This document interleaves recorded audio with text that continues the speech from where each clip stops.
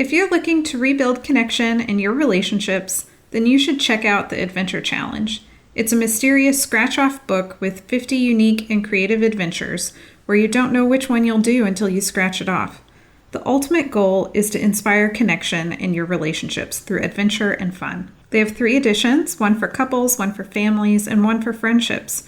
So if you're feeling in a rut and in need of an adventure to reinvigorate your relationship, this book is perfect to get you out of your normal routine and to have some fun. Head on over to theadventurechallenge.com and use code CONNECT15 to get 15% off the Adventure Challenge books. Welcome to the Communicate and Connect podcast for military relationships with your host, Elizabeth Polinsky, a military marriage counselor. If this is your first time listening to the Communicate and Connect podcast, please take a second to go rate, review, and subscribe to make sure you get all our future episodes. We also really want to know what it is you love about our podcast, and if for some reason you're not loving it, we want to know that too, because we're committed to providing the best quality content to help you improve your relationships.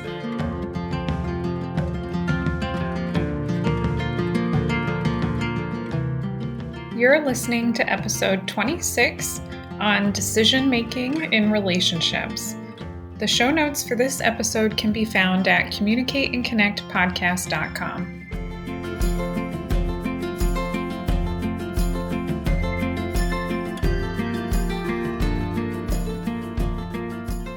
Hey everyone, welcome back to the Communicate and Connect podcast. I'm your host, Liz, a military marriage counselor, and today we're going to talk about decision making in relationships. And I think I'll start off with a story that actually just recently happened for me, like in the past week and a half, actually, in my relationship.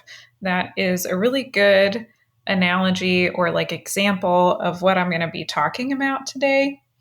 So as you all know, I am a marriage counselor in Norfolk, Virginia. I provide marriage counseling mostly to military and veteran couples, although I do have some other couples that find me who are not connected to the military, and I work with them anyway. But at least 80% of the people that I work with are either active duty military or veteran couples. And I provide therapy in the states of Arkansas, South Carolina. I do telehealth to those states, and then telehealth throughout Virginia, and then in-person couples therapy in Virginia as well. And so that's a little bit background about me, but why was I talking about this?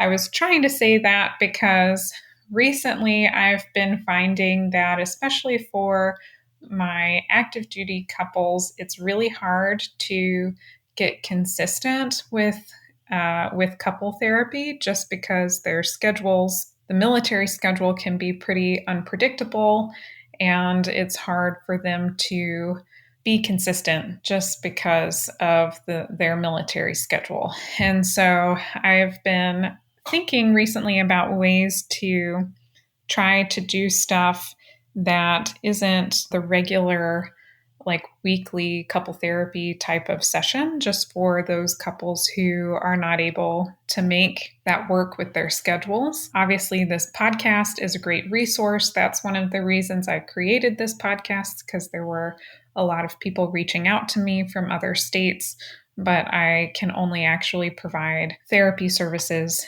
in South Carolina, Arkansas, and Virginia, because that's where I'm licensed. And so I made this podcast wanting to provide a resource for couples who were in other locations, but it's also there for couples who either are not ready for couples counseling, marriage counseling, they don't think they need it, but they just want some tips on what to be thinking about to improve their relationship. So this has been on my mind because it has been hard for some people to make appointments due to the shifting schedules with the military. And so I've been thinking about doing more workshops and retreats. I haven't quite just started to do that, but I've been planning it out a little bit. So look out for that in the future. And a couple weeks ago, I was interested in doing this retreat program that would help me plan out some couples retreats for military couples who can't quite make it into regular couples counseling. And the cost of the program was like $3,000. And it would be a business expense for me because I own my own business, therapy business. And I was really excited. I really am hoping to do this. And I wanted to go ahead and spend $3,000 on this program to help me plan out my first retreat, my first couples retreat. And my husband wanted me to wait. And so this is where we get into decision making and who has decision making power in relationships. So, on the one hand, it's my business. My husband is not part of my business. He's in no way legally connected to my business. It's totally mine, right? So, on the one hand, I should, quote unquote, have total say on how business expenses are spent and how the business money is spent and what I do with that. And on the other side, my husband is doing a lot to financially support me while I finish my PhD program in couple therapy. And I do think it is very reasonable for him to want to have a say and for him to say that spending a couple $1,000s would be better if that went to our family and not to the business currently until after I finish my PhD program and can do even more with the business. And so this is kind of what we're going to be talking about today is who gets to decide in this scenario. And again, there's no right or wrong answer. It's just pros and cons and something that you and your partner have to decide for yourselves who gets decision-making power. And if you guys are not on the same page with this, then it can be a source of conflict. Having an argument or a disagreement over power and decision-making responsibility is a very common experience.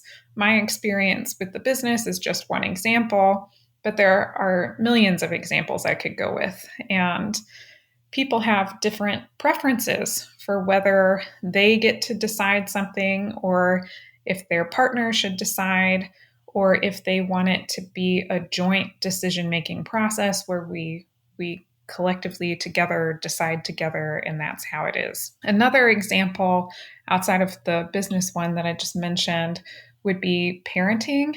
It's very common for couples to have different parenting styles.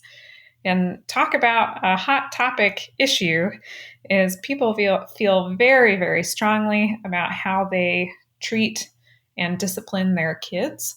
And if you have a different parenting style than your spouse, then this is probably going to be a source of conflict. And I see it a lot in couples therapy and the couples that I work with. So you want to know who gets to decide.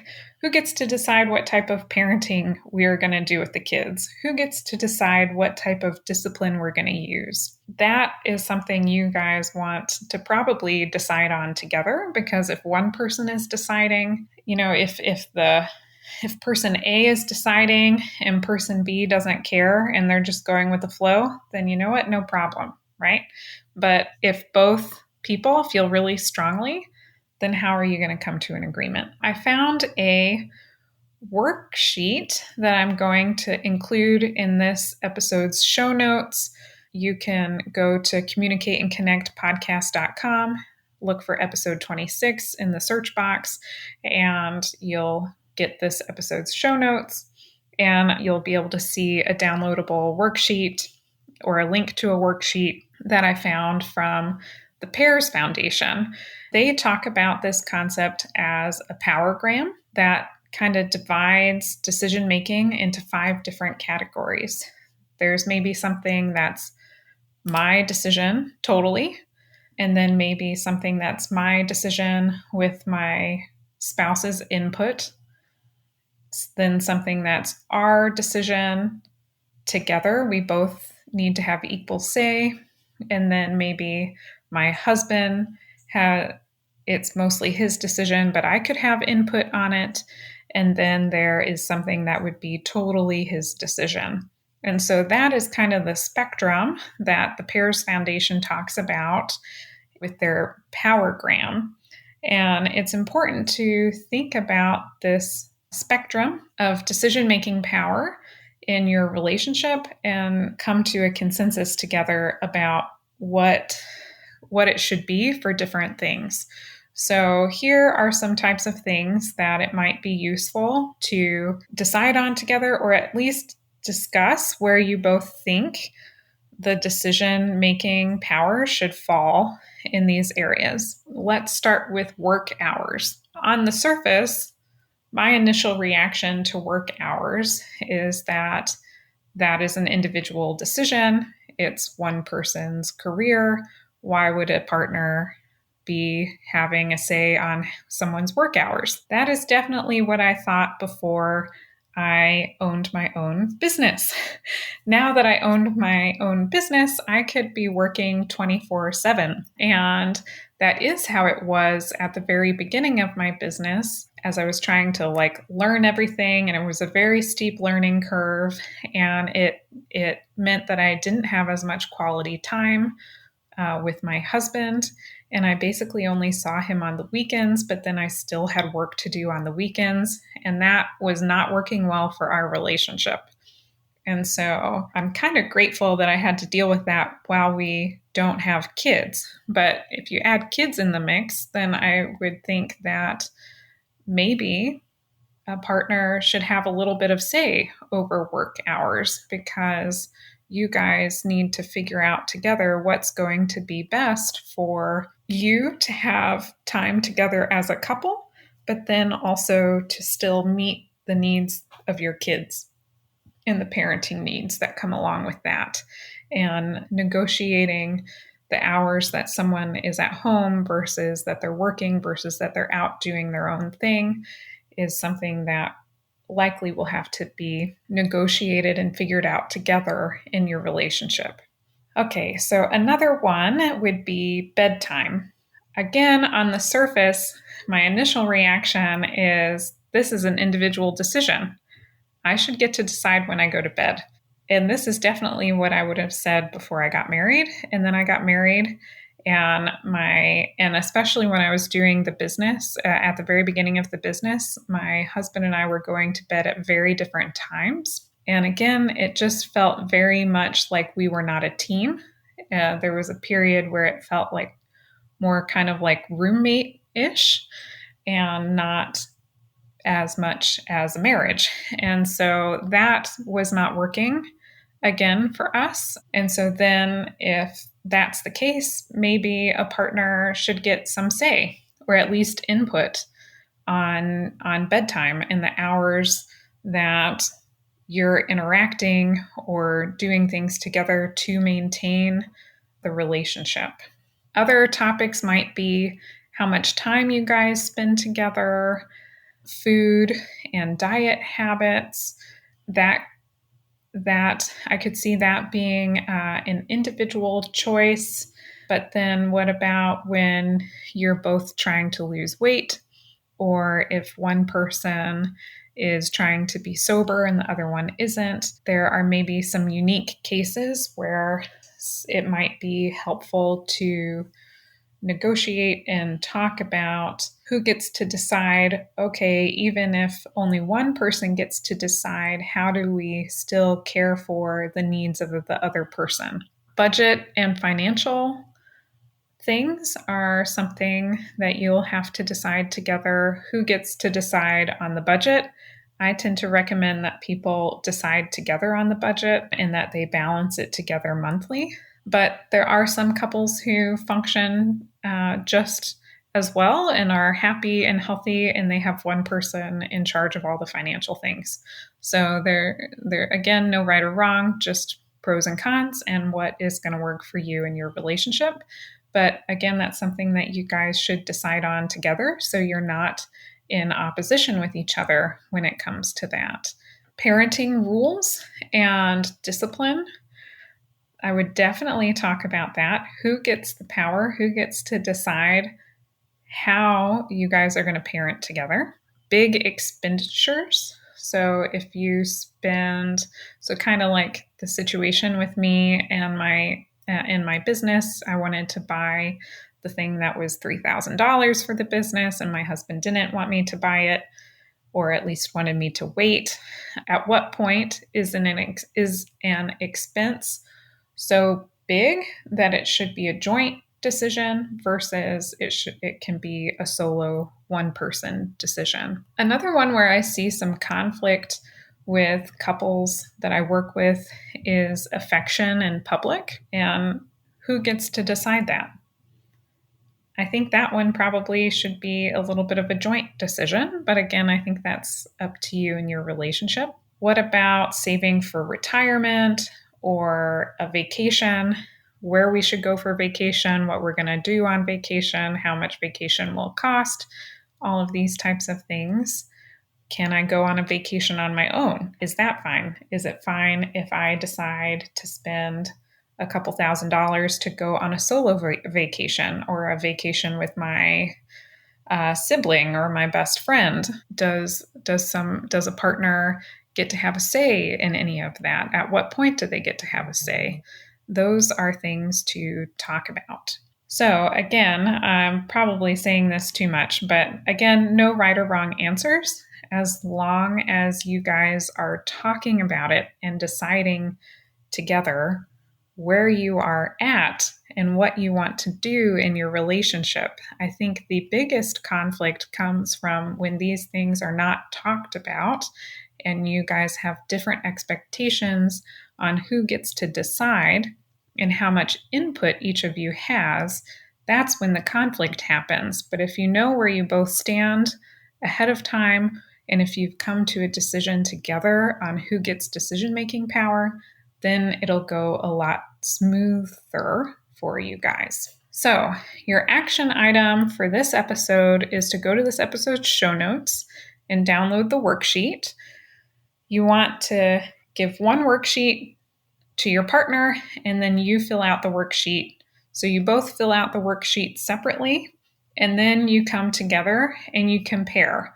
What did you say for all the things that you thought should be your choice versus your partner's choice versus a choice you should make together? And what did your partner say on what they thought should be their choice versus your choice versus a joint decision-making process? And then on the items that there are discrepancies or differences, you can go through and talk about it together and decide together how you want to handle that. Do you want it to be mostly your decision with some input? Do you want it to be only your decision, or do you want it to be a joint decision? So if you do this exercise, please find me on social media and tell me how it went. I would love to hear if you found this helpful for your relationship. All right, until next time, guys.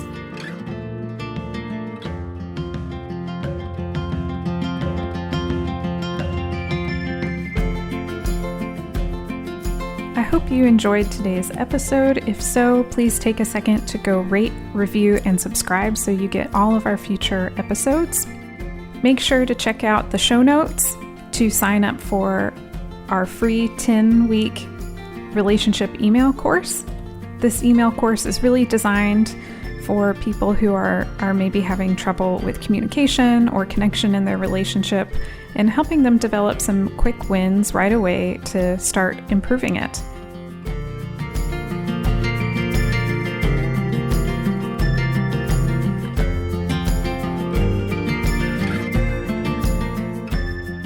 While I am a therapist, this podcast is for educational purposes only and is not considered therapy.